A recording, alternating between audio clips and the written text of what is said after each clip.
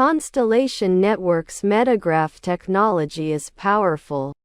To make it more popular, it is necessary to have some support utilities. Constex Xlam is one such support utility. It uses the popular Excel software and VBA language. Constex Xlam file may be placed in the system's or the user's XLSTART folder. If placed in an Excel Start folder, Constex menu shows up on the menu bar whenever Excel program is opened. When Constex menu is clicked, Constex ribbon bar shows up below the menu bar.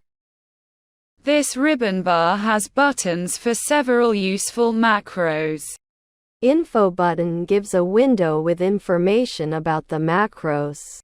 Nodes, wallets, transacts, periods, and incidents buttons in the reports group generate Excel spreadsheet reports.